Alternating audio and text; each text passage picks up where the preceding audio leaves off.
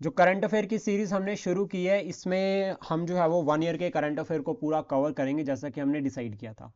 जनवरी 2024 का पार्ट 1 हम already discuss कर चुके हैं, जिसमें हमने कुछ इंपॉर्टेंट करंट अफेयर के बारे में चर्चा की थी और एग्जाम पॉइंट ऑफ व्यू से कुछ स्टैटिक जीके के फैक्ट को भी साथ के साथ में पढ़ा था।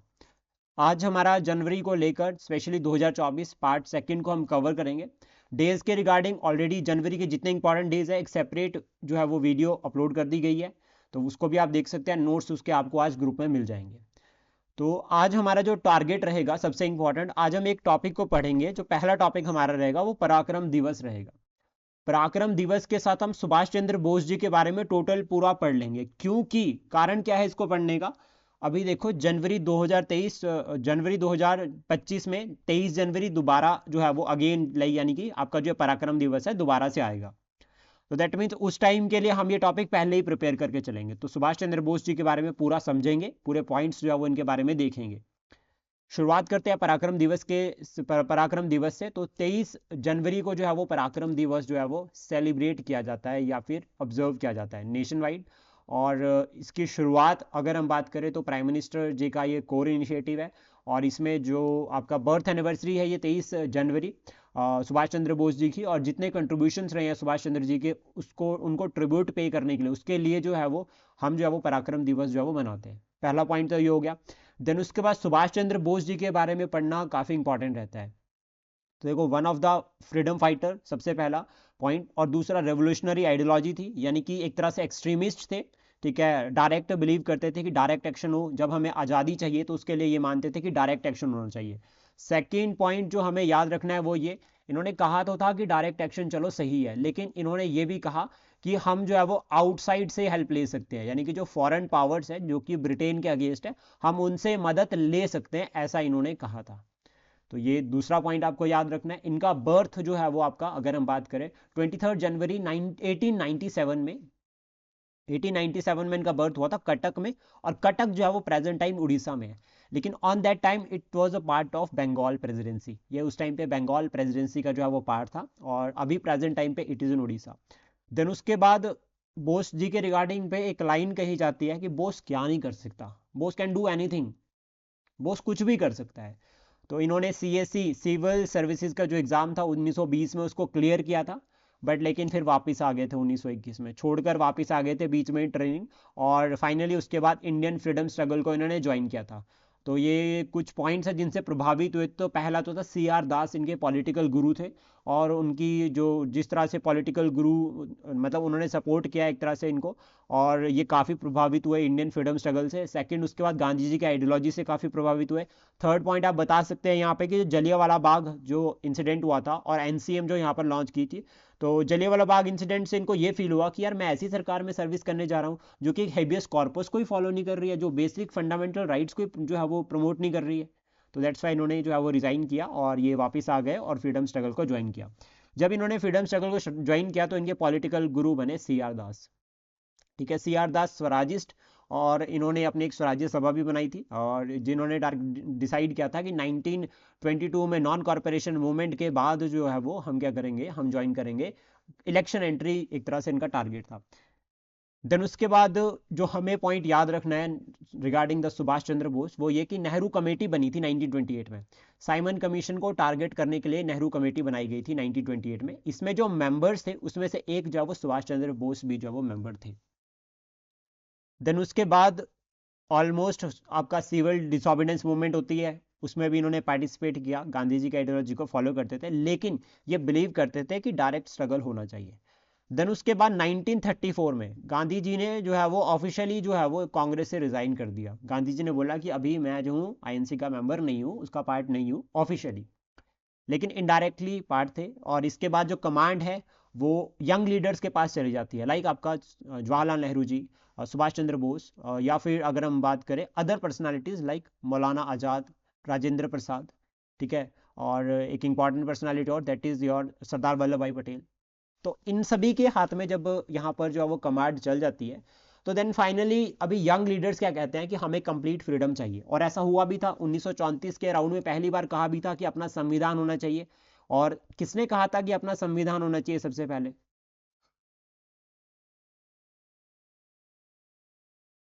एम एन रॉय ने पहली बार कहा था, कम्युनिस्ट थे, इन्होंने कहा था कम्युनिस्ट पार्टी ऑफ इंडिया इन्होंने बना रखी है।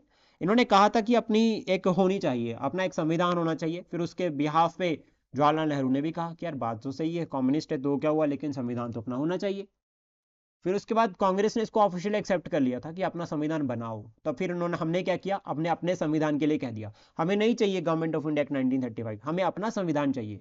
गवर्नमेंट ऑफ इंडिया एक्ट 1935 भी अपना ही संविधान, मतलब वो भी संविधान ही था एक तरह से, लेकिन हमने कहा कि हमें अपना चाहिए जिसको हम खुद बनाएंगे, कोई फॉरेनर नहीं बनाएगा।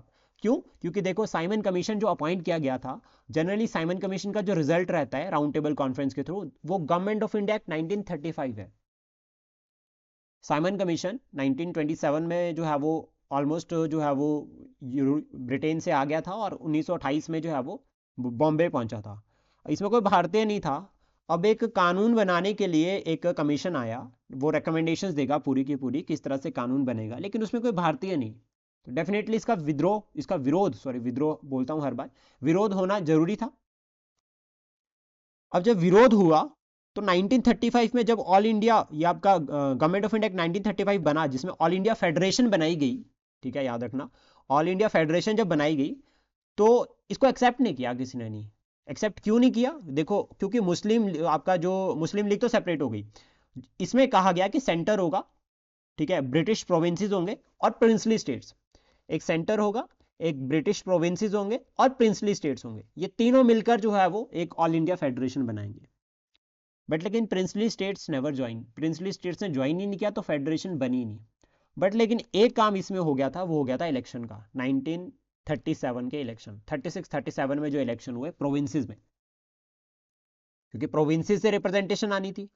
तो प्रोविंसेस में जो इलेक्शन हुए, उनसे कहीं ना कहीं जो यंग लीडर्स थे उनको एक जो है वो फेवर मिल गया, वो डेमोक्रेटिक फॉर्म ऑफ गवर्नमेंट का फेवर मिल गया, डेमोक्रेटिक फॉर्म ऑफ जो गवर्नमेंट है उसका फेवर उनको मिल गया। यहाँ पे उनको पता चल गया कि यार अब हम खुद भी सरकार चला सकते हैं, तो दैट मीन संविधान चाहिए। तो जब इतना कुछ चल रहा था बीच में, तो यहाँ पे एक सेशन हुआ है बहुत important, that is Haripura session 1938, जिसको प्रिसाइड किया था सुभाष चंद्र बोस जी ने। हरिपुरा में सेशन हुआ था, और इन्होंने यहाँ पर एक नेशनल इकोनॉमिक काउंसिल बनाई, नेशनल इकोनॉमिक डेवलपमेंट काउंसिल बनाई, जिसको चेयर करेंगे हमारे, मतलब इन्होंने कहा कि इसके जो चेयरमैन बने वो बने जवाहरलाल नेहरू जी। इकोनॉमिक प्लान के लिए कि इकोनॉमिक एक्टिविटीज आफ्टर इंडिपेंडेंस किस तरह की होगी, ये टारगेट यहाँ पर किया गया। अब एक बात समझो ध्यान से, एक कमेटी बनाना इकोनॉमी के लिए, इकोनॉमी के रिगार्डिंग, तो दैट मीन्स ये क्या प्रमोट कर रहा है, इकोनॉमिक नेशनलिज्म को। तो कहीं ना कहीं ये क्लैरिटी होगी थी कि अगर हमें अब आज़ादी चाहिए तो हमें पूरी की पूरी जो इकोनॉमी है वो अपने हाथ में चाहिए, हमें कोई फॉरेनर नहीं चाहिए, दैट मीन्स हमें डोमिनियन स्टेटस नहीं चाहिए, कंप्लीट फ्रीडम। देन उसके बाद 1939 में क्या हुआ, वर्ल्ड वॉर टू लग गई। जब वर्ल्ड वॉर टू लगी तो इसमें जो है वो आपकी दो पावर्स आपस में लड़नी शुरू हो गई। अब बोस की जो आइडियोलॉजी थी उसमें बोस ये मानते थे कि पॉसिबिलिटी है कि बाहर जो हमारे दोस्त हैं, लाइक दुश्मन, दुश्मन अगर मान लीजिए, दुश्मन तो हम इसको नहीं बोलेंगे एक तरह से, बट लेकिन अभी क्या है, ब्रिटेन के अपोजिट में कोई पावर है जैसे जर्मनी, तो हम जर्मनी की सपोर्ट ले सकते हैं। जर्मनी और जापान दो ऑप्शन है हमारे पास कि हम उनकी सपोर्ट लेते हैं और ब्रिटेन को बाहर निकालते हैं इंडिया से। तो इस आइडियोलॉजी के साथ जो है वो सुभाष चंद्र बोस काफ़ी काम कर रहे थे, और कोशिश कर रहे थे कि जो ये वर्ल्ड वॉर टू लगी है इसका फ़ायदा उठाया जाए। बट गांधी जी इसके फेवर में नहीं थे, गांधी जी पीस को सपोर्ट करते थे। तो गांधी जी ने कहा कि ब्रिटेन यानी कि यूके ऑलरेडी परेशान है, तो अभी उसको और परेशान नहीं करते, तो साइलेंटली हम क्या करते हैं, इंडिविजुअल सत्याग्रह कुछ लॉन्च करते हैं और चुपचाप अपने काम करते रहेंगे फ्रीडम स्ट्रगल के लिए।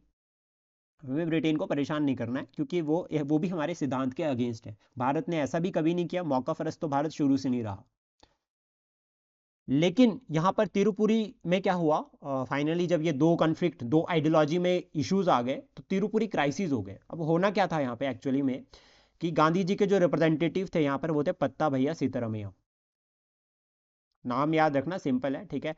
और ये हार गए, बोस यहाँ पर जीत गए, क्योंकि मैक्सिमम सभी अभी यही सपोर्ट कर रहे थे कि कंप्लीट आज़ादी चाहिए, तो बोस यहाँ पर जीत गए।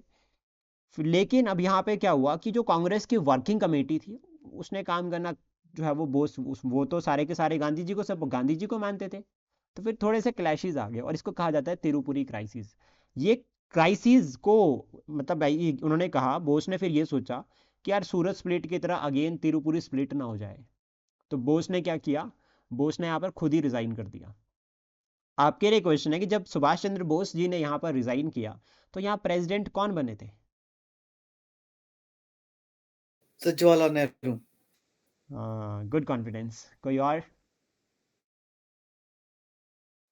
राजेंद्र प्रसाद। डॉक्टर राजेंद्र प्रसाद। डॉक्टर राजेंद्र प्रसाद यहाँ पर जो है वो सेशन को उन्होंने उसके बाद लीड किया था। हमने बात की थी सूरत स्प्लिट की। सूरत स्प्लिट कौन से ईयर में हुआ है? 1907। सूरत स्प्लिट 1906 किसने बोला?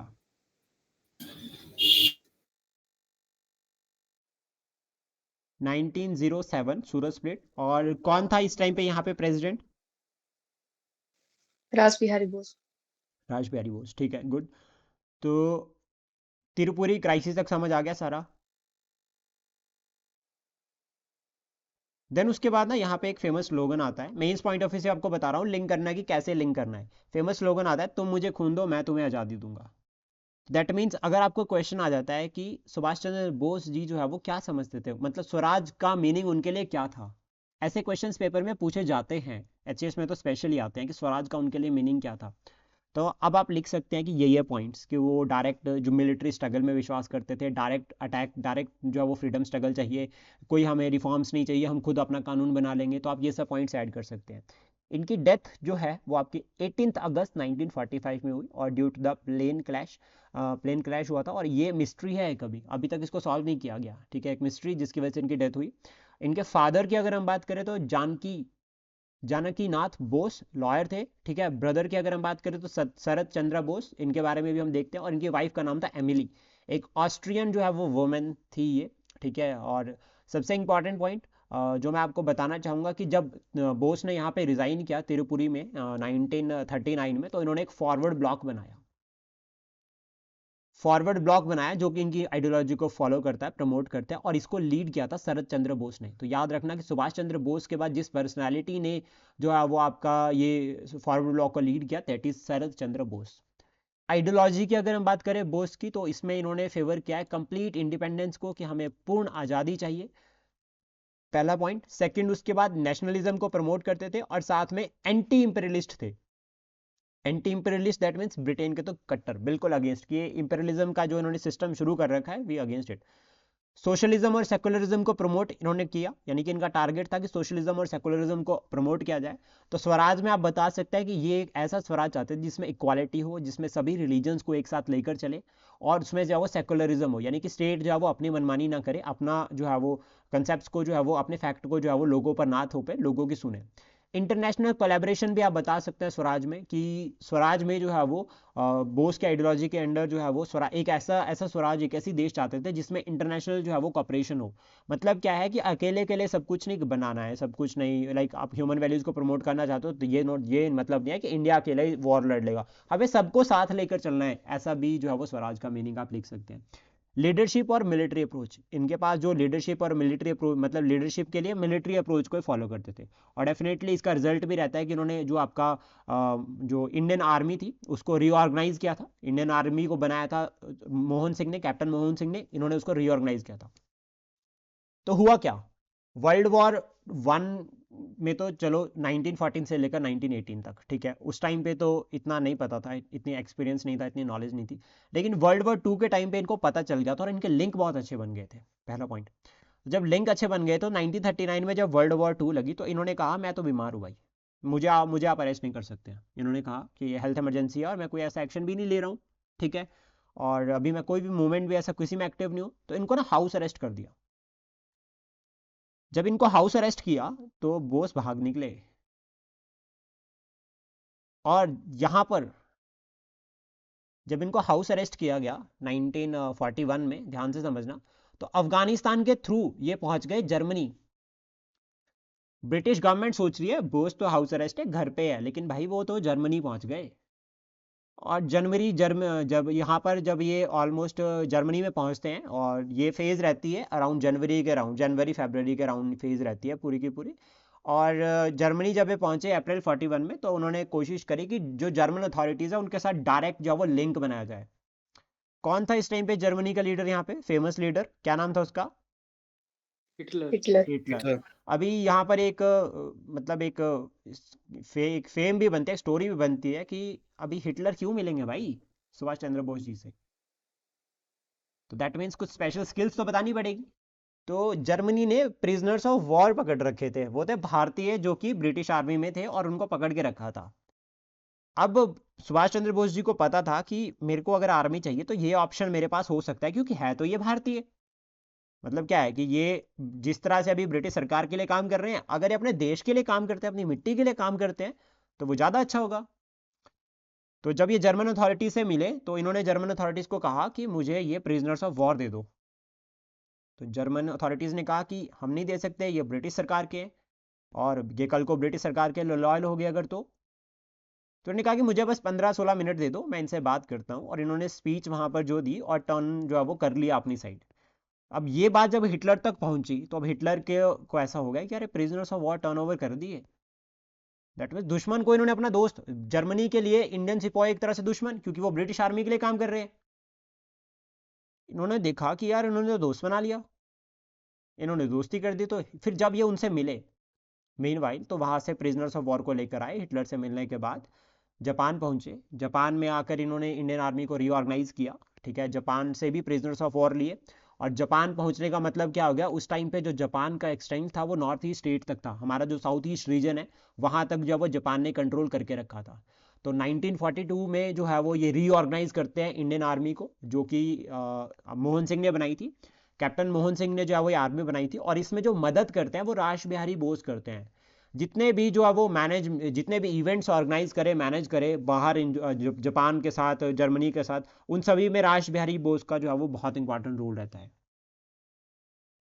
देन उसके बाद क्या होता है, फाइनली जो आपका इंडियन आर्मी को जब ये रीऑर्गेनाइज कर देते हैं, तो इसके बाद जो है वो फ्रीडम जो है वो वेव शुरू होती है। अभी मतलब वर्ल्ड वॉर 2 भी साथ में लग रखी थी, और जो फ्रीडम वेव में डायरेक्ट जो वो दिल्ली चलो वाला स्लोगन करते हैं और प्लान करते हैं कि ईस्ट के थ्रू जो है वो भारत पर अटैक करेंगे। और 1943 जून, इवेंट्स याद करना, इवेंट्स काफ़ी इंपॉर्टेंट रहते हैं, मैच द फॉलोइंग में आ जाते हैं। 1943 में जो सुभाष चंद्र बोस है, इनको जो है वो ये कमांडर बन जाते हैं, commander in chief of the Indian army, Indian army के कमांडर इन चीफ बन जाते हैं। देन उसके बाद इनके पास आर्मी होगी। अब एक पर्सन के पास अपनी आर्मी होगी तो वो अपनी सरकार बनाएगा या नहीं बनाएगा? याद रखना, पहले आर्मी आई तो आर्मी ने जो है वो अपनी सरकार बनाई। तो अक्टूबर 21 1943 में इन्होंने provisional government of free India बनाई। ठीक है, जिसको रिकॉग्नाइज किया था जर्मनी, इटली, जापान, म्यांमार। मुझे ये बताओ कि ये जो सरकार बनाई, प्रोविजनल गवर्नमेंट बनाई, ये कहाँ से बनाई थी उन्होंने, कहाँ पे बनाई थी? Singapore sir. सिंगापुर। ठीक है, सिंगापुर में जो है वो ये सरकार जो है वो उन्होंने बनाई थी। अभी ये भी क्वेश्चन पूछा जा सकता है कि कहाँ पर बनाई। और जब ये सरकार बन गई तो इन्होंने फिर वॉर डिक्लेयर कर दी अगेंस्ट ब्रिटेन। तो जहां आपको ये कंसेप्ट आता है स्वराज का, तो वहां पे आप एक पॉइंट और भी ऐड कर सकते हैं, that is concept of provisional government का, कि प्रोविजनल गवर्नमेंट उन्होंने बनाई क्योंकि इसमें एक तरह से इक्वालिटी का कंसेप्ट था। इसमें एक रेजिमेंट जो है वो वुमेन से रिलेटेड भी थी, और क्या नाम था उस रेजिमेंट का? लक्ष्मीबाई। लक्ष्मीबाई। हाँ, तो इस तरह से लिंक कर सकते हैं। ठीक है, देन उसके बाद जो इंपॉर्टेंट पॉइंट्स हमें याद रखना है कि नेताजी का जो टाइटल है ना, सुभाष चंद्र बोस जी को, वो जो ऑफिशियल्स थे at the special bureau of India, जो बर्लिन में एक ऑफिशियल मीटिंग हुई थी, उसमें जो है वो ये टाइटल जो है वो नेताजी को, जो है सुभाष चंद्र बोस जी को नेताजी का टाइटल दिया। फिर उसके बाद गांधी जी ने बोस को कहा है प्रिंस अमंग द पेट्रोइट्स, और बोस ने गांधी जी को कहा है फादर ऑफ द नेशन, यानी कि बापू जी। और ये कहाँ से कहा था? सिंगापुर से कहा था। ठीक है, रेडियो के थ्रू कहा था 1944 में। और क्यों कहा था इन्होंने इस टाइम पे यहाँ पे, तो वो याद रखना है कि गांधी जी की वाइफ की डेथ हुई थी, कस्तूरबा गांधी जी की, तो फिर एक कॉन्डोलेंस की फॉर्म में जो है वो कहा था उन्होंने फादर ऑफ द नेशन। बिल्कुल जो बेसिक याद रखना है। देन उसके बाद कुछ इवेंट्स जो आपको लर्न करने हैं मॉडर्न हिस्ट्री के पॉइंट ऑफ व्यू से कवर कर लेते हैं। 1936 में लखनऊ पैक्ट हुआ था, और इसको जो है वो चेयर किया था, यानी कि यहाँ पे लखनऊ पैक्ट नहीं, लखनऊ सेशन हुआ था। इसको चेयर किया था सुभाष आपके जवाहरलाल नेहरू जी ने। 1937 में जो है वो सेशन हुआ था, फैजपुर सेशन, और ये फर्स्ट सेशन है जो रूरल एरियाज में हुआ, यानी किसी विलेज में जो है वो पहला सेशन हुआ, that is your Faizpur session. ये काफ़ी इंपॉर्टेंट रहता है क्योंकि यहाँ से प्रिंसली स्टेट्स में भी जो है वो कांग्रेस की एक्टिविटीज़ डायरेक्टली इनडायरेक्टली होगी, वो भी यहाँ पर डिसीजन लिया गया था। देन 1936-37 में प्रोविंशियल इलेक्शन हुए थे, और इन इलेक्शन की वजह से जो है वो सरकार बनाने का मौका मिला था भारतीय यंगस्टर्स को प्रोविंसेस में। और उसके बाद 1938 में अगर हम बात करें तो हरिपुरा सेशन हुआ था, बोस प्रेसिडेंट बने थे। 1939 तिरुपुरी सेशन, तिरुपुरी क्राइसिस हमने पढ़ा, बोस ने यहाँ पर रिजाइन किया था। उसका 1939 में जो है वो वर्ल्ड वॉर 1 लग गई, तो वर्ल्ड वॉर 2, यहाँ पर 1 नहीं होगा, इसको करेक्ट कर लेना, वर्ल्ड वॉर 2 आउटब्रेक हो गया था। फिर उसके बाद 1940 में रामगढ़ सेशन हुआ था। ये क्वेश्चन जो है वो अलाइड में पूछा गया है, अलाइड में पूछा गया है, एचएस में भी पूछा गया है। और एक क्वेश्चन और भी है इससे रिलेटेड, जो लास्ट सेशन हुआ था आईएनसी का, लास्ट सेशन जो है वो उसको किसने प्रेसाइड किया था?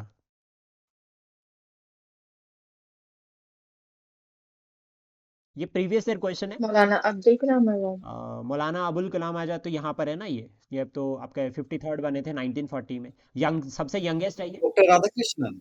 नहीं, डॉक्टर राधाकृष्णन नहीं, जेबी कृपलानी। एक बार कंफर्म कर लेना, जेबी कृपलानी, ठीक है, उन्होंने जो है वो लास्ट सेशन को प्रेसाइड किया था। देन उसके बाद सर क्वेश्चन था एक शायद 1942 या 43 का सेशन कहाँ हुआ था, कुछ ऐसा करके क्वेश्चन आया था सर एक। 42 या 43 में तो आई थिंक सेशन नहीं हुआ है कोई, नहीं क्योंकि हुआ था ना उस टाइम, कुछ लास्ट कुछ ऐसे ही था सर। 1940 के बाद 46 या 47 में लास्ट सेशन हुआ है, यस सर, 47 में यस सर। वो, ठीक है, एक सेशन सिर्फ। अक्टूबर 17 1940, देखो सुभाष चंद्र बोस जी ने तो फॉरवर्ड ब्लॉक बना दिया। अब गांधी जी को भी लगा कि यार ये तो निकल गया भाई, लड़का तो तेज निकला भाई, इसने तो फॉरेनर्स की हेल्प लेनी शुरू कर दी, तो हम भी कुछ करते हैं। तो गांधी जी ने यहाँ पे individual civil disobedience movement launch की थी। गांधी जी के बारे में सबसे स्पेशल बात पता क्या है? वो ना जो अपॉर्चुनिटीज उनके पास आती थी उसको बहुत अच्छे से यूटिलाइज करना जानते थे। इंडिविजुअल सिविल डिसोबीडियंस मूवमेंट यानी कि इंडिविजुअल सत्याग्रह। कितने सत्याग्रही थे individual 3 sir. Total? Yes sir, total 3 थे 25,000। सर। स्टार्ट तो शायद 3 ने किया था ना सर, टॉप पहले 3। हाँ, पहले 3 तो थे ना, लेकिन टोटल एक एक दो दो एक एक तीन तीन करके ना टोटल 25,000 हो गए थे इंडिविजुअल सत्याग्रही। फर्स्ट कौन थे? Vinoba Bhave sir. Vinoba Bhave. Second? Jawaharlal Nehru. Third? Third third का भी पता होना चाहिए कि थर्ड कौन है। एक्चुअली मुझे भी एग्जैक्ट अभी नाम याद नहीं है, बट मैं आपको कंफर्म करके बता दूंगा इन ग्रुप की थर्ड कौन है। देन उसके बाद इंडिविजुअल सत्याग्रह, फिर मार्च में आता है सिव आपका क्रिप्स मिशन। क्रिप्स मिशन आता और जाता दोनों एक साथ ही है, मतलब फेलियर क्रिप्स का। और फाइनली उसके बाद क्विट इंडिया मूवमेंट लॉन्च होती है, अगस्त क्रांति भी जिसको कहा जाता है। तो ये सीक्वेंस है, ये मैंने इसलिए कवर किया साथ के साथ में क्योंकि देखो आपको एक कंसेप्ट बताता हूँ।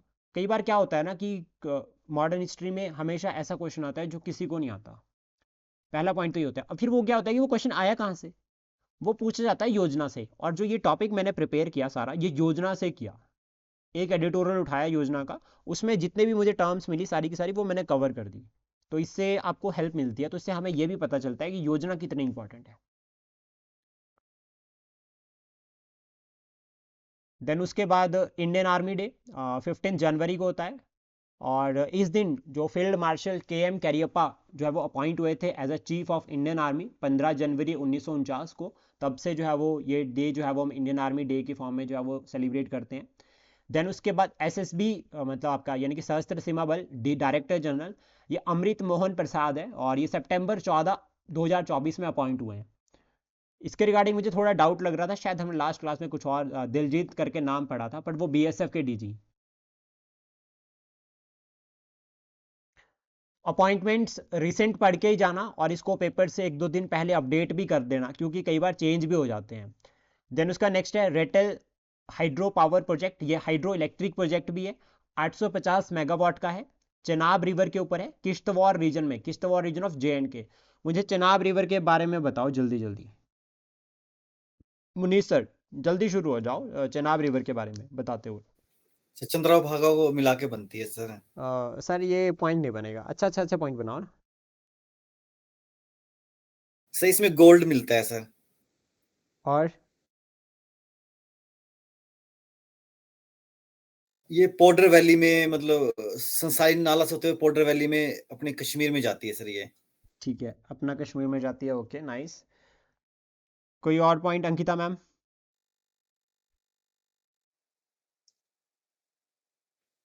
सर ये रिवर लाहौल स्पीति की मेन रिवर है, और दो रिवर्स जो है भागा और चंद्रा उनसे मिलके बनती है तांडी में, और वहां से ये चंबा में जाती है, और पांगी वैली से होते हुए ये कश्मीर में पॉडर वैली में चली जाती है।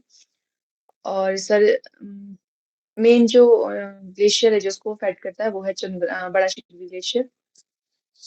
और सर इसके आसपास चंद्रा वैली है और भागा वैली है। पांगी वैली इसके आसपास नहीं है?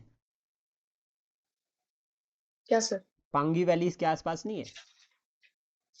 बोला सर मैंने, पांगी वैली से होते हुए कश्मीर में चली जाती है। ठीक है, ओके।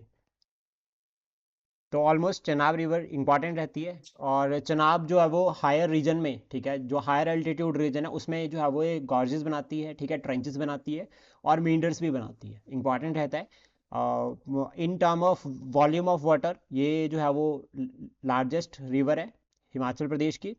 और एक पॉइंट और हम इसके बारे में पढ़ सकते हैं, दैट इज़ रैपिड, की रैपिड भी बनाती है, ठीक है। कुछ एक इंपॉर्टेंट पॉइंट, और हाइड्रो पावर पोटेंशियल के पॉइंट ऑफ व्यू से काफ़ी इंपॉर्टेंट है। और ये रिवर इंडस वाटर ट्रीटी का पार्ट है जो कि 1960 में हुई थी, और इंडस वाटर ट्रीटी आजकल काफ़ी जो है वो न्यूज़ में दोबारा से रह रही है। और इंडस वाटर ट्रीटी को मेडिएट किया था वर्ल्ड बैंक ने। देन उसके बाद नेक्स्ट है वर्ल्ड मेट्रोलॉजिकल ऑर्गेनाइजेशन। ये जो वर्ल्ड मेट्रोलॉजिकल ऑर्गेनाइजेशन है ये 1950 में बनी। इसका हेडक्वार्टर जो है वो जेनेवा स्विट्जरलैंड में है। 192 मेंबर्स है इसमें, भारत इसका मेंबर है। यह यूनाइटेड नेशंस की स्पेशलाइज्ड एजेंसी है। ये यूनाइटेड नेशंस जो है वो कौन से ईयर में बन रखा है? UN established in which year? 1945। 1945, ठीक है। नेक्स्ट उसके बाद इतना याद रखना वर्ल्ड मेट्रोलॉजिकल ऑर्गेनाइजेशन के बारे में, इसका ईयर बहुत इंपॉर्टेंट है। अच्छा एक और बता दो, आईएमडी कब एस्टेब्लिश्ड हुआ? इंडियन मेट्रोलॉजिकल डिपार्टमेंट या Indian meteorological organisation, IMD.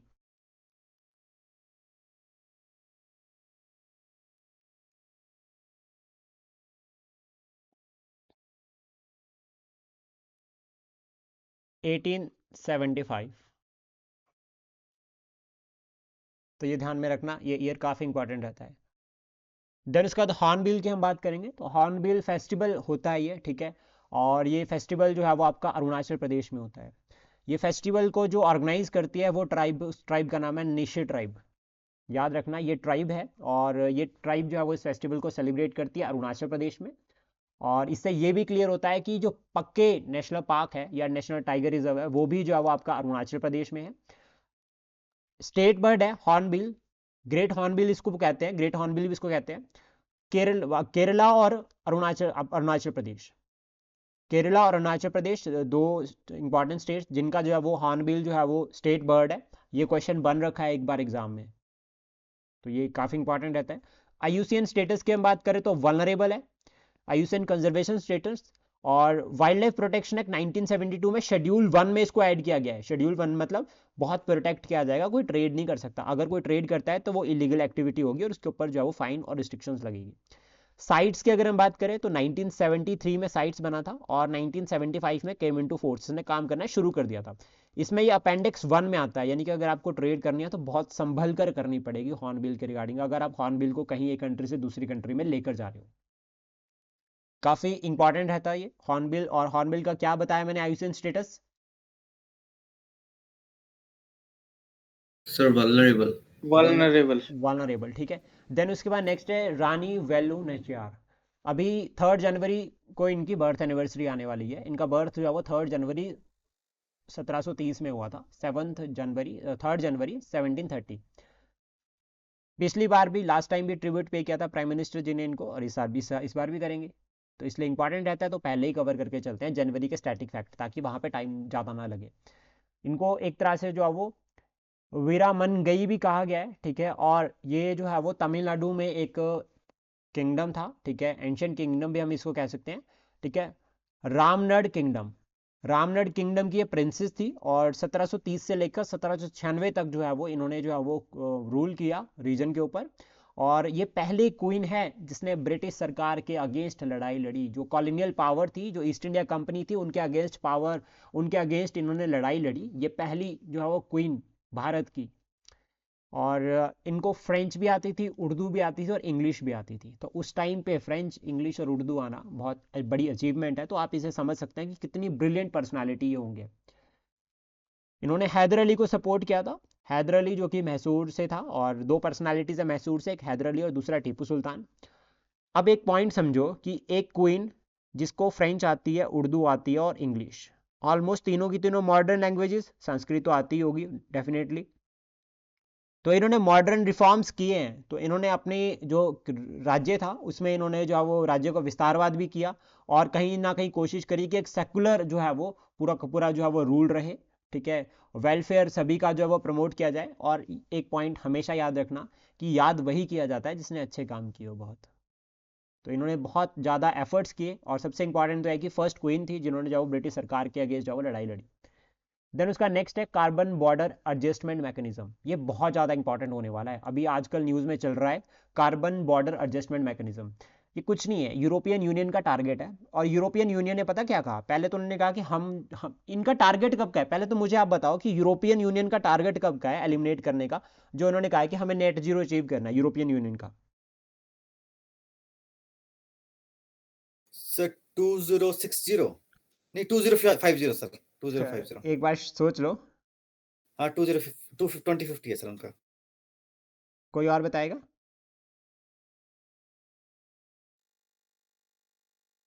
Sir किसका? यूरोपियन यूनियन का।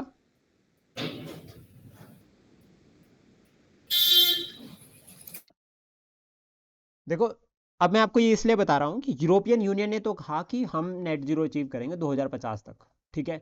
इन्होंने फिर सोचा कि यार कैसे अचीव करेंगे। फिर उन्होंने स्कीम लगाई। पहली स्कीम इन्होंने कहा कि अपने वहाँ पे स्ट्रिक्ट रिस्ट्रिक्शंस कर दो, आप हम लोग जो है वो क्या करेंगे, क्लीन एनर्जी को प्रमोट करेंगे। ठीक है, इन्होंने कहा ओके हम ये कर सकते हैं क्योंकि वी आर डेवलप्ड कंट्रीज। इन्होंने कह दिया कि हम क्या है, डेवलप्ड कंट्रीज है, हम तो बड़े आराम से कर लेंगे। बट लेकिन उन्होंने फिर कहा कि यार यूरोप में ना बाहर से प्रोडक्ट बहुत आ रहे हैं, मतलब यूरोप इंडिया के लिए भी एक डेस्टिनेशन है और अदर कंट्रीज के लिए भी डेस्टिनेशन है। यूरोपियन जो मार्केट है, यूरोपियन यूनियन की जो मार्केट है वो बहुत बड़ी है, और मतलब यहाँ पे जो है वो बाहर से प्रोडक्ट आ ही रहे हैं। फिर इन्होंने कहा कि हम ही नहीं होंगे कार्बन न्यूट्रल, हम दूसरों को भी करेंगे, औरों को भी जो हम कार्बन न्यूट्रल बनाएंगे। कैसे? इन्होंने ये कहा कि कार्बन बॉर्डर एडजस्टमेंट मैकेनिज्म के थ्रू हम क्या करेंगे, जो कार्बन से बने प्रोडक्ट होंगे या जो कार्बन से प्रोडक्ट लिंक कर रहे हैं उनके ऊपर टैरिफ लगाएंगे जब वो यूरोपियन यूनियन के अंडर एंट्री करेंगे। तो जितने भी कार्बन इंसेंटिव्स प्रोडक्ट्स हैं उनके ऊपर जब टैरिफ लग रहा है, यानी कि टैक्स लग रहा है, तो उस मैकेनिज्म को जो है उन्होंने कहा कार्बन बॉर्डर एडजस्टमेंट मैकेनिज्म। ये समझ आया? कहानी क्लियर हुई कि किस तरह से टैक्स लग रहा है। और फिर उन्होंने कहा कि इससे तो काफ़ी लोगों का नुकसान हो रहा है, काफ़ी कंट्रीज़ का नुकसान हो रहा है, लाइक इंडिया को भी टैरिफ पे करना पड़ेगा, एक्स्ट्रा टैक्स पे करना पड़ेगा। तो फिर इन्होंने यहाँ पर ना इसको एक बहुत स्मार्ट जो है वो एक फेम दी, एक जो है वो एंगल दिया। इन्होंने कहा कि हम ये एनकरेज कर रहे हैं कि जो नॉन यूरोपियन कंट्रीज़ है, अगर वहाँ पर इंडस्ट्रियल प्रोडक्शन हो रही है तो वो क्लीन हो, वो कार्बन फ्री हो। तो दैट मीन्स हम क्या कर रहे हैं, हमारा ये इनिशिएटिव नॉन यूरोपियन जो आपकी नॉन यूरोपियन यूनियन कंट्रीज हैं उनको भी जो है वो एक तरह से क्लीन एनर्जी को प्रमोट करने के लिए जो है वो एक तरह से जो है वो फेवर देगा। इसको अडॉप्ट किया गया था मई 17 2023 में, और इसने स्टार्ट कर दिया है काम करना 1 अक्टूबर 2023 से। तो आपको क्वेश्चन बन सकता है कि कार्बन बॉर्डर एडजस्टमेंट मैकेनिज्म किसका इनिशिएटिव है, तो ये याद रखना, it is the initiative of European union. और ये क्लीन एनर्जी को प्रमोट करने के लिए टारगेट है। जो भी प्रोडक्ट जो है वो आपके यूरोपियन यूनियन में एंटर करेंगे, अगर वो कार्बन इंसेंटिव है तो उसके ऊपर जो है वो आपका जो है ये टैक्स लगाया जाएगा। काफ़ी इंपॉर्टेंट रहता है, ठीक है। और इसके रिगार्डिंग फिर जो डेवलपिंग कंट्रीज़ है वो काफ़ी कंसर्न भी जो है वो रेज कर रहे हैं। देन उसके बाद नेक्स्ट अभी इससे मिलता जुलता ही टॉपिक पढ़ते हैं, that is central pollution control board. Central pollution control board को बनाया गया है सितंबर 1974 में। ये एक स्टैट्यूटरी बॉडी है जिसको बनाया गया है वाटर एक्ट के अंडर। वाटर एक्ट का जो पूरा नाम रहता है वो रहता है water prevention and control of pollution act 1974। बना तो इसके अंडर है, लेकिन भाई पावर इसको एयर एक्ट से मिल रही है। तो पानी ने बनाया, देखो पानी से बना, और पावर कौन दे रहा है? एयर। सांसें इसको पावर दे रही है और पानी से लाइफ आई। तो याद रखना सेंट्रल पोल्यूशन कंट्रोल बोर्ड पानी वाले एक्ट से बना है, और एयर एक्ट जो है वो इसको जो है वो पावर्स दे रहा है। पावर एंड फंक्शन जो है वो इसके एयर एक्ट के अंडर डिफाइंड है। टारगेट क्या है इसका, क्या काम कर रहा है, एयर क्वालिटी को इंप्रूव करने के लिए वर्क कर रहा है, रिकमेंडेशंस दे रहा है। और फिर जो आपके पर्टिकुलेट मैटर होते हैं 1.5 2.5 इनको एड्रेस करने का टारगेट है। यानी कि जितने भी शॉर्ट टर्म पोल्यूटेंट हो गए। आप लोगों से एक क्वेश्चन पूछता हूँ, ओजोन है ना, ओजोन O3 फॉर्मूला है, ओजोन शॉर्ट टर्म पोल्यूटेंट है या लॉन्ग टर्म पोल्यूटेंट है? या ये छोड़ो और ये बताओ, ओजोन प्राइमरी पोल्यूटेंट है या सेकेंडरी पोल्यूटेंट है? सेकेंडरी। सेकेंडरी। सेकेंडरी कैसे?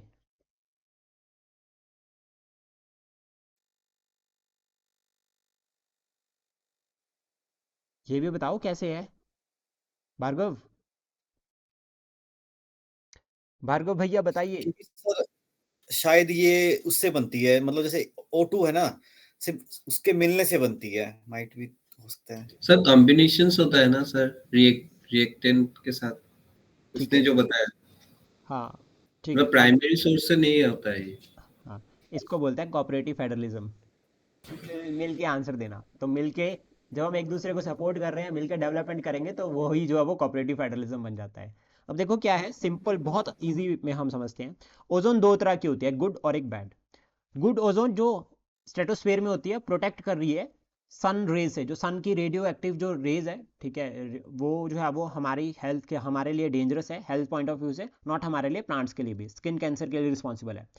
तो वो जो रेज है उनको ऑब्जर्व करते हैं और रोकती है उनको भारत आने, मतलब भारत क्या वर्ल्ड में आने से। अब एक इंपॉर्टेंट पॉइंट यहाँ पे और, लेकिन क्या होता है कि पोल्यूशन की वजह से ट्रोपोस्फियर में भी एक ओजोन लेयर बनती जा रही है, उसको कहते हैं ओजोन, जो कि बैड ओजोन है। अब ये बन कैसे रही है, जो हवा में प्रेजेंट ऑक्सीजन है जब वो रिएक्ट कर रही है, ठीक है, डिफरेंट डिफरेंट केमिकल्स के साथ, तो वो एक तरह से जो है वो गर्म एटमॉस्फेयर बना देती है, तो उसको भी ओजोन कहते हैं। फिर वो क्या, हीट ट्रैप होना शुरू हो जाता है, और वो हीट ट्रैप कहीं ना कहीं फिर और जो है वो इंटेंस ऑफ हीट करेगी और ग्रीन हाउस गैस के लिए रिस्पॉन्सिबल हो जाती है। तो जब हवा में प्रेजेंट, यानी कि हमारे एटमॉस्फेयर में प्रेजेंट जो टॉक्सिकेंट होंगे या फिर अदर जो गैसेज होंगे, उनके साथ ऑक्सीजन रिएक्ट करती है, तो जो नेगेटिव कंपोनेंट बनता है दैट इज ओजोन O3। लेकिन किस में बनता है, स्ट्रेटोस्फेयर में, तो उसको सेकेंड ट्रोपोस्फेयर में बनता है, जिसको जो है वो हम क्या कहते हैं, सेकेंडरी पोल्यूटेंट कहते हैं। देन एयर के रिगार्डिंग दूसरा प्रोग्राम भी पढ़ लेते हैं साथ के साथ में, that is National Clean Air Programme. ये Ministry of Environment Forest and Climate Change ने शुरू किया था 2019 में। ईयर इंपॉर्टेंट रहता है, और ये फर्स्ट फ्रेमवर्क है, ठीक है, एक तरह से फ्रेमवर्क मतलब टाइम बाउंड यहाँ पर टारगेट है। मतलब इन्होंने कहा कि जो एयर पोल्यूशन रिडक्शन करना है वो टाइम बाउंड में करना है। एयर क्वालिटी को अगर इंप्रूव करना है तो ऐसा नहीं है कि बस प्लान लॉन्च कर दिया, नहीं भाई, एक लिमिटेड टाइम होगा, लिमिटेड पैरामीटर्स रहेंगे, उसके अकॉर्डिंग करेंगे, और 5-5 साल का जो है वो यहाँ पर प्लान किया जा रहा है। और इसमें एक पोर्टल भी था जिसका नाम था प्राण पोर्टल, प्राणा पोर्टल, ठीक है। ये पोर्टल जो है पूरा जो है वो आपका नेशनल क्लीन एयर प्रोग्राम को मॉनिटर करेगा। जब इतना पढ़ रहे हैं तो एक बात और ध्यान में रखना कि ministry of Environment Forest and Climate change, इसको बनाया गया है 1985 में। तो अगर किस्मत मतलब लाइक बहुत टफ बनाना है तो मिनिस्ट्री के एस्टेब्लिशमेंट भी पूछ सकते हैं कब बनाया गया। लास्ट 2-3 साल के पेपर देखोगे तो आई थिंक शायद ministry of women and child development का पूछ रखा है कब बनी है। कौन से ईयर में बनी है ministry of women and child development, किसी को याद हो? 51 में sir. Ministry of women and child development, sir 51 आप कैसे बोल रहे हो, कोई आइडिया? ये क्वेश्चन था ना अभी स्लाइड में आया हुआ, हाँ, तो 51 था सर उसका आंसर तो। 51 कितने % श्योर हो? Sir 100। 2006, 30 January 2006, ministry of women and child development.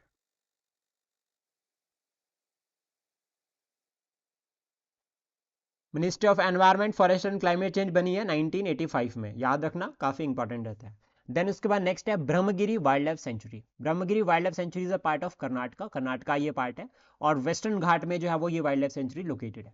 Western घाट जो है वो one of the 4 biodiversity hotspot, 4 जो है वो बायोडाइवर्सिटी हॉटस्पॉट्स है, उसमें से एक जो है वो वेस्टर्न घाट भी है। बायोडाइवर्सिटी हॉटस्पॉट का मतलब क्या हो गया कि यहाँ पर आपको वो स्पीशीज मिलेगी जो कहीं और नहीं मिलेगी, लेकिन इनको खतरा भी उतना ही ज्यादा है। तो यहाँ पर मोस्ट एंडेंजर्ड स्पीशीज आपको मिलेगी। ये ऐसा रीजन है जहाँ पर खतरा प्लस यहाँ पर स्पीशीज रिचनेस भी उतनी ही ज्यादा है। वेस्टर्न घाट की हम बात करें तो ब्लॉक माउंटेन्स वेस्टर्न घाट को कहा जाता है। गुजरात से लेकर तमिलनाडु तक एक्सटेंड है इनका। सह्याद्रीज जो है वो आपका महाराष्ट्र में कहा जाता है। महाराष्ट्र में जो लोकल नेम है वेस्टर्न घाट का दैट इज सह्याद्रीज। और अन्नामुडी जो हाईएस्ट पीक है, अन्नामुडी हाईएस्ट पीक वो केरला में है। वेस्टर्न घाट में जो हाईएस्ट पीक है वो जो है वो केरला में है। और दो रीजन्स है वेस्टर्न घाट के, एक है कोंकण रीजन जो कि अपर पोर्शन यानी कि जो आपका कर्नाटका और आपका महाराष्ट्र वाला रीजन है इसको कोंकण कहते हैं। और जो गोवा वाला रीजन है, गोवा केरला वाला रीजन, इसको मालाबार कहते हैं। तो ये दोनों पॉइंट जो है वो याद रखना काफी इंपॉर्टेंट रहेगा। देन उसका इंपॉर्टेंट पासिस की हम बात करें, कौन कौन से पासिस हैं वेस्टर्न घाट में, तो देखो नाम बता देता हूं आपके जिनको आपको याद रखना है। अंबोली घाट, ठीक है, नने घाट, ठीक है, अंबा घाट, पल घाट, और सबसे इंपॉर्टेंट रहते हैं जो ये चार तो इंपॉर्टेंट है ही, जो सबसे ज्यादा इंपॉर्टेंट रहते हैं पहला रहता है थल घाट। थल घाट जब वो मुंबई से नासिक की तरफ जाते हैं तब मिलता है। और भोर घाट हमें मुंबई टू पुणे। तो ऑलमोस्ट जो वेस्टर्न घाट में जो पासिस है वो मैंने आपको साथ के साथ में बता दिया, लर्न कर लेना इसको। आपको जो कल हमारा टेस्ट होगा उसमें आपको क्वेश्चंस रह सकते हैं पासिस से रिलेटेड भी। एक क्वेश्चन सर घाट का एक बार फिर से बता देंगे क्या, पांचों का नाम है? कौन सा सर नैनो क्या है सर ये वाला? नैने घाट, NANEGHAT।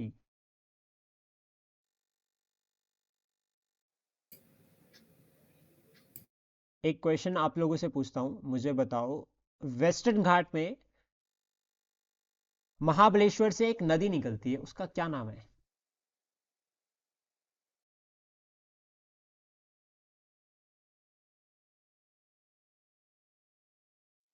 जल्दी स्ट्राइक करना चाहिए। गोदावरी। गोदावरी। फिर त्र्यंबकेश्वर से कौन सी निकलती है?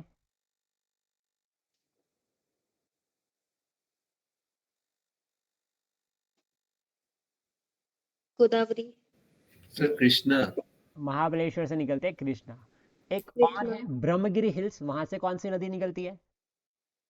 कावेरी। कावेरी।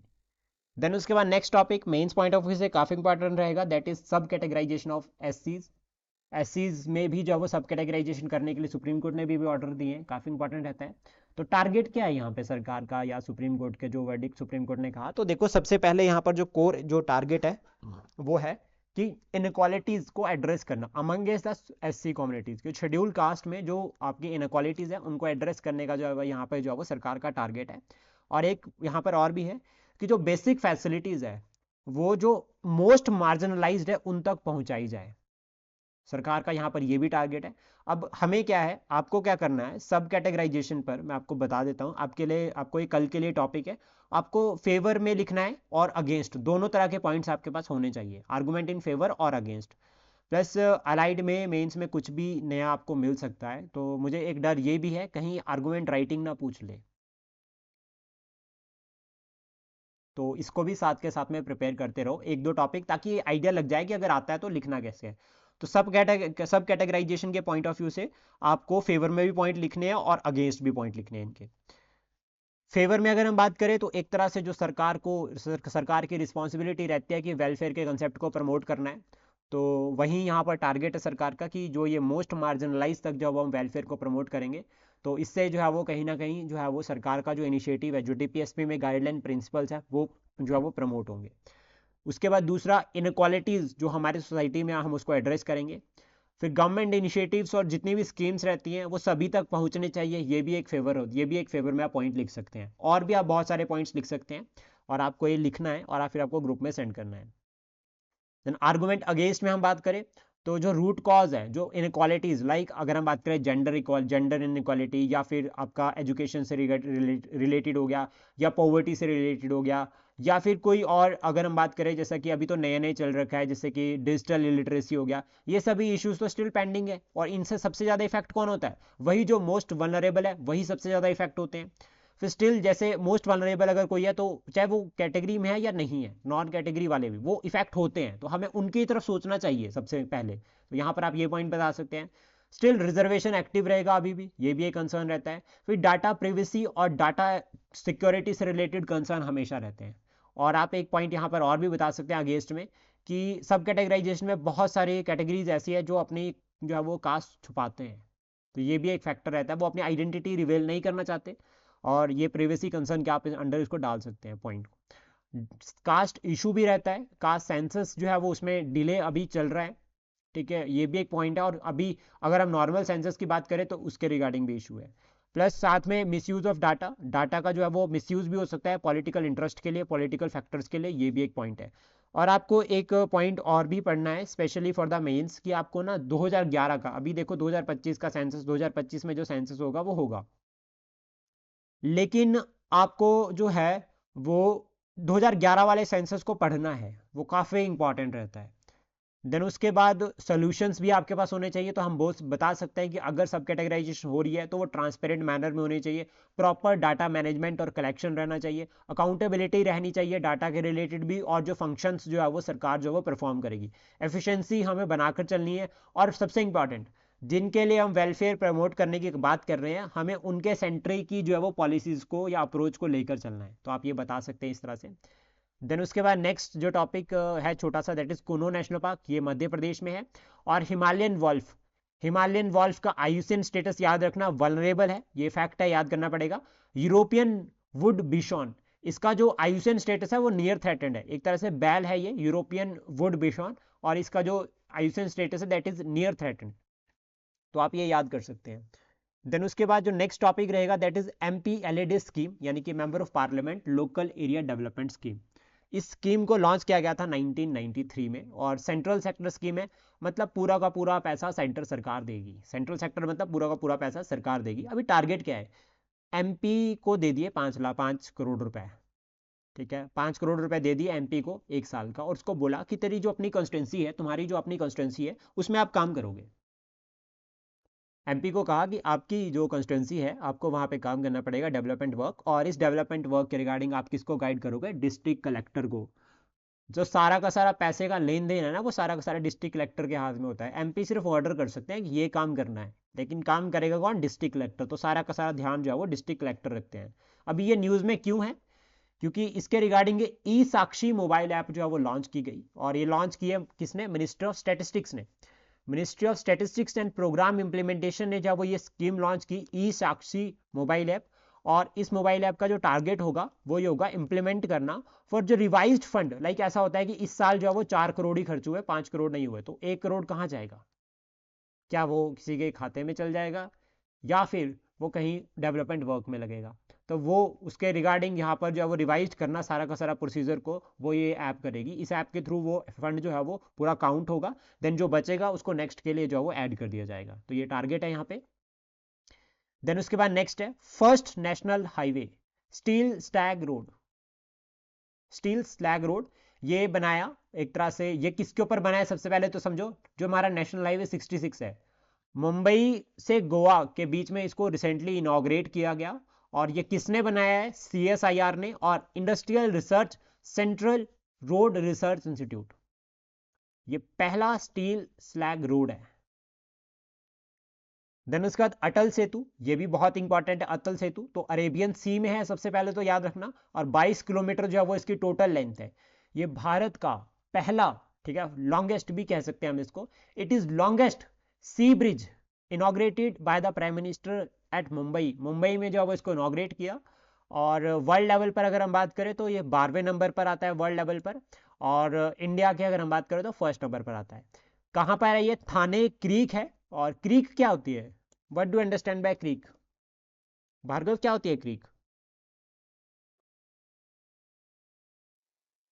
स्ट्रेट। ठीक है, in normal sense narrow piece of water where the sea flow into the land. अगर हम एक नॉर्मल स्ट्रेट की तरह ही होता है, ठीक है, लेकिन अभी क्या है कि हम इसको वो दो वाटर बॉडीज को कनेक्ट कर रहा है। लेकिन क्या होता है, जैसे मान लीजिए ये ओशियन है, ठीक है, पूरा का पूरा ये अरेबियन सी है इधर वाली साइड पे। अभी ये अरेबियन सी, ये हो गया भारत, और ये हो गया अरेबियन सी इधर। अब यहाँ पे ना कुछ क्या होता है, इस तरह से पैचेस बन रखे हैं भारत में भी। तो जो पानी यहाँ अंदर चला जाएगा ना यहाँ पे इधर, तो इसको कहते हैं क्रीक। तो इस क्रीक पे इस रीजन से इस रीजन को कनेक्ट करने के लिए जो ब्रिज बना that is Atal Setu. In short 22 kilometre का ये है, और अरेबियन सी और मुंबई टू न्यू मुंबई जो है वो कनेक्ट कर रहा है रीजन्स को। इसमें बीच में छोटे छोटे रीजन्स और भी आते हैं जो कनेक्ट हो रहे हैं, लेकिन मुंबई से नई मुंबई जो है वो मेनली जो है वो ये कनेक्ट कर रहा है। तो इस तरह से हम इसको पढ़ सकते हैं। और ये जो बैक यहाँ पर तो देखा ना हमने इसकी अरेबियन सी का पानी अंदर चला गया तो उसको क्रीक कह रहे हैं। जब केरला में ये पानी अंदर जाता है तो इसको क्या कहते हैं? बैक वाटर होता है ना इसको, और क्या बोलते हैं इसको? कयाल्स। कयाल्स। किसने बताया ये? अजय सर। अजय सर। ठीक है सर, आपकी आवाज़ पहचाने में थोड़ा सा समय लगेगा, और अजय सर ने ये आंसर किया, कयाल्स इनको कहते हैं। तो बैक वाटर जो केरला में, जो वेस्टर्न घाट में लोअर रीजन में जो पानी, समुद्र का पानी धरती के अंदर जा रहा है, उसको कयाल्स कहा जाता है। टर्म है ये, 1 नंबर का क्वेश्चन है ये। देन उसके बाद नेक्स्ट जो टॉपिक रहेगा हमारा वो रहेगा फोर्थ इंडस्ट्रियल रेवोल्यूशन। बड़ा इंटरेस्टिंग टॉपिक है ये, और तेलंगाना में जो है वो सेकंड सेंटर जो है वो, मतलब तेलंगाना और वर्ल्ड इकोनॉमिक फोरम दोनों ने एग्रीमेंट साइन किया कि फोर्थ इंडस्ट्रियल रेवोल्यूशन का एक सेंटर जो है वो भारत में होगा। ठीक है, दूसरा मतलब भारत में दूसरा सेंटर है हैदराबाद में, और पहला सेंटर जो है वो महाराष्ट्र में था। पहला सेंटर महाराष्ट्र में, सेकंड जो है वो हैदराबाद। और वर्ल्ड लेवल पर अगर हम बात करें तो हैदराबाद का जो सेंटर है वो 19th सेंटर बना है, जहां पर इंडस्ट्रियल रेवोल्यूशन, जो फोर्थ इंडस्ट्रियल रेवोल्यूशन है, वो एक सेंटर यहां से भी होगा। फर्स्ट इंडस्ट्रियल रेवोल्यूशन 1880s में हुआ था, 1780s भी हम इसको कह सकते हैं ऑलमोस्ट। ठीक है, और 1780 से लेकर, आप इसको करेक्ट कर देना एक बार, ठीक है। और यहाँ पर स्टीम इंजन की खोज हो रखी है। Industrial revolution first 18th century हुआ था ना, इसको 18th सेंचुरी करना है यहाँ पे, 18th सेंचुरी में, और second half of the 18th century. और उसके बाद जो सेकंड इंडस्ट्रियल रेवोल्यूशन है वो 1900 में हुआ है। 1900 में कौन से? अर्ली में, जब इलेक्ट्रिसिटी के ऊपर बहुत ज़्यादा काम किया जा रहा था। फिर थर्ड इंडस्ट्रियल रेवोल्यूशन जो है वो लेट 1900 में हो रखा है, जिसमें आपका आईटी आता है, कंप्यूटर और इंटरनेट, ये दोनों जो है वो जब प्रमोट हो रहे थे। तो ये याद रखना, फर्स्ट में जो है वो स्टीम इंजन आता है, सेकंड में इलेक्ट्रिसिटी आती है, थर्ड में जो है वो कंप्यूटर और इंटरनेट आता है। प्लस एक पॉइंट और याद रखना कि जो तेलंगाना में जो सेंटर बनेगा फोर्थ इंडस्ट्रियल रेवोल्यूशन का, वो हैदराबाद होगा। वर्ल्ड इकोनॉमिक परस्पेक्ट रिपोर्ट ये रिलीज करता है, ग्लोबल इकोनॉमिक परस्पेक्ट रिपोर्ट, इसको रिलीज करता है वर्ल्ड बैंक। और वर्ल्ड बैंक कौन से ईयर में बना है? 44 1944 1944। ओके, और वर्ल्ड बैंक का हेडक्वार्टर कहाँ पे है? Washington DC. Washington DC. उसके बाद नेक्स्ट है world employment and social outlook trend report 2024। इसको रिलीज करता है इंटरनेशनल लेबर ऑर्गेनाइजेशन। आईएलओ कब बनी है? इंटरनेशनल लेबर ऑर्गेनाइजेशन कौन से ईयर में बन रखी है? 1990। देन उसके बाद 58th all India conference of DG and IG, इसको ऑर्गेनाइज किया था आईबी ने, इंटेलिजेंस ब्यूरो ने। प्लस उनके साथ मिले कौन थे? राजस्थान इंटरनेशनल सेंटर इन झलाना। और ये कहां पर हुई? जयपुर में। इसमें जितने भी आईजी डीजीपी हैं सभी स्टेट्स के, वो सभी यहां पर मिले, और उन्होंने जो रिसेंट चैलेंजेस है उनके बारे में चर्चा करी। देन उसके बाद नेक्स्ट जो टॉपिक रहता है वो रहता है प्रीति रजक का। प्रीति रजक की अगर हम बात करें तो ये पहली महिला है जो सूबेदार के रैंक तक पहुंची है आर्मी में। ना पहले ये हवलदार थी, और हवलदार से जो है वो ये प्रमोट होकर जो है वो सूबेदार बनी है। तो ये नाम आप याद कर सकते हैं, बहुत इंपॉर्टेंट रहेगा। देन नेक्स्ट और लास्ट टॉपिक रहता है, कल हमने बात की थी यूरोपियन यूनियन की, और हमने कहा था कि डेनमार्क भी भारत के लिए इंपॉर्टेंट है। तो डेनमार्क भारत के लिए क्यों इंपॉर्टेंट है? क्योंकि ग्रीन स्ट्रेटेजिक पार्टनरशिप जो है वो भारत और डेनमार्क के बीच में साइन हुई थी। ये हुई थी आपकी 2020 में। अभी रिसेंटली अगर हम बात करें, ग्रीन फ्यूल अलायंस इंडिया जो है वो इंडिया और डेनमार्क ने मिलकर लॉन्च किया। इनका जो मेन टारगेट है वो कार्बन न्यूट्रल रहना है। जाते जाते एक अंतिम क्वेश्चन आप लोगों के लिए, आपको बताना है कि जो भारत का टारगेट है नेट जीरो का, वो कौन से ईयर का है, कि हम जो है वो कौन से ईयर तक नेट जीरो अचीव कर लेंगे? सर 27